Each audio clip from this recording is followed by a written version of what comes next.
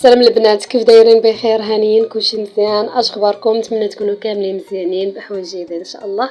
كيف ما كتشوفوا البنات، كيف ما شفتوا في العنوان، غادي نحضر معكم الحلوه ديال التمر. الحلوه اللي كتسمى دواتاتاي.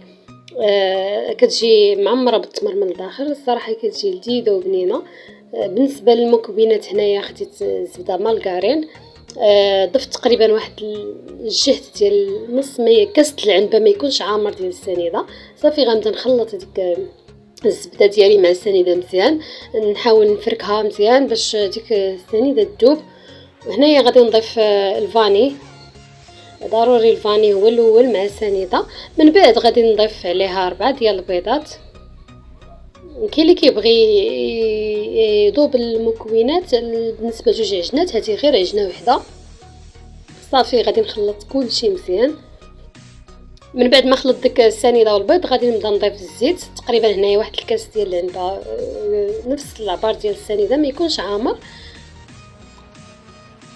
وهنايا واحد المعلقه، تقريبا معلقه كبيره ديال الماء الزهر. صافي هنايا غادي نخلط مزيان. بالنسبه للدقيقه البنات، هنايا خديت الدقيق ديال الحلوه. صافي غنبقى نضيفو تدريجيا على حسب الخليط حتى تعقد ليا العجينه ديالي وتكون رطبه. هنا البنات راه مني تجمعات العجينه، راه زدت عليها 2 خمارات حمرين.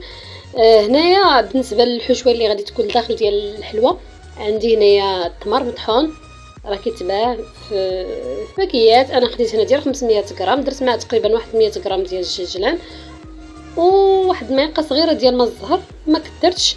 صافي غادي نكورهم كويرات صغار بحال هكا. هادو حاولوا ما امكن توجدوهم في الاول حيت كيشدوا اليد شويه. صافي هنايا كنشد العجينه كنكورها وكندير فيها، كنضغط عليها في الوسط، وكندير ديك الكويره ديال التمر معجون مع الجلجلان. صافي هنايا كناخذ داك الطابع، ضروري هاد الطابع هذا هو اللي كيجي فيه شكل زوين. كنمرمزو مزيان في الدقيق وكنضغط به على ديك الكويرات ديال الحلوه باش هكا تجي مسرحه. المهم تبارك الله، راه خرجت لي 4 طاوات، 2 طاوات كبار و2 صغار. زعما راه كتخرج تبارك الله كميه كثيره. هنايا من بعد ما طبت الحلوه خرجتها من الفران، خليتها حتى بردات، عاد غادي نديرها في السكر كلاصي. ما نديرهاش في داك الاول فاش كتكون سخونه، حيت راه داك السكر كلاصي كيذوب عليها. ضروري نخليها حتى تبرد على خاطرها، وكنحركها بحال هكا في السكر كلاصي. كتجي على هذا الشكل هذا، كيحماقوا عليها الوليدات الصغار حيت كيحسب لي ما داك راه الشكلاط اللي كاين لداخل. صراحه بنينه بزاف، بحال هكا الكوتي في الصباح فطور، كتجي رائعه البنات. هنايا راه وجدت مع حتى الحلوه ديال التمر، عفوا الحلوه ديال الكاوكاو والزلجلان، والحلوه الريش بوند بالكوك، ولكن التليفون ما عمر ليا و ميم طون ديشارجا. صافي داكشي علاش ما بقيتش صورت. المهم الا عجبكم الفيديو، الا بغيتو نشارك معكم الطريقه ديال الحلوه ديال الريش بوند والحلوه ديال الكاوكاو، خليو لي تعليق.